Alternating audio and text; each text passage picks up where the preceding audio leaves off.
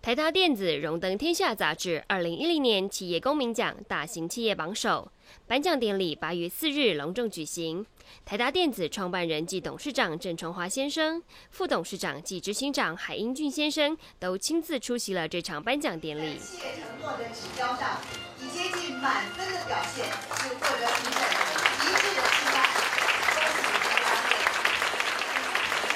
天下企业公民是由超过2000家公开发行的公司以及外商企业，根据公司治理、企业承诺、社会参与、环境保护等4大指标所评选出来。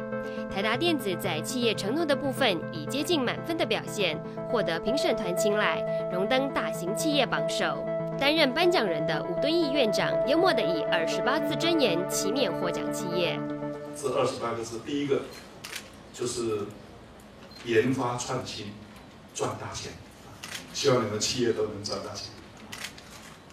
守法守纪缴税多，希望你们缴税好，一定要公正点，认真缴税哈。然后善待员工，大家乐，善待员工，奖金发较济咧，薪水甲比我较高，劳工吼，看头家赚偌济钱，我哪有分享着？袂讲哇，你头家有钱，问你还薪水较少，这等于是在边缘挣扎所以善待劳工，大家乐，善待员工，最后节能减碳，爱台湾。海英俊先生上台领奖时表示，台达长期致力于环保节能，企业社会责任就是我们的经营使命。评审团对我们的打分呢，大概是比我们自己认为的可能要高出一段距离。但这一点我想很多地方我们还是需要改进的，比如说像公司治理我们分数就不够高那这一点我们讲了，那个就明年我们会开除我们的董事会那个会郑崇华董事长更分享他对公司治理的态度，不但相当有工程师精神，更是以社会所需为出发。因为我是自身在台，我很想读书，我很怕我大学都不能读。所以我第一件事情做的呢，就是将心比心。我这个一上市了以后，稍微有一点资本，我第一个每个学校去给奖学金，给的不是奖学金，是给读不起书像我一样的人能够不要同样的，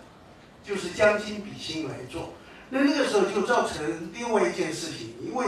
你各个学校去做奖学金，很多学校很负责任，就问你这个你要怎么。你的办法怎么样？因此我就找我的助理呢，去管理这件事情。慢慢的，到了这个90年代的话呢，觉得这个所接触的范围越来越大，这个基金会就成立了。那在整个可以说是一路走来，一路在学，觉得社会需要什么，我做一些事情有帮助，这样一直做到今天。那么今天实在是对我们很大的一个鼓励。不过我看呢，我们不要把它想成我们得第一名，因为像我们 Switching Power Supply 变成世界上最大的 Switching Power Supply， 说老实话，我原来没有这个期望，我只觉得说，我做对的事情，把事情做对，慢慢的居然变成世界上最大的 Switching Power Supply 工厂，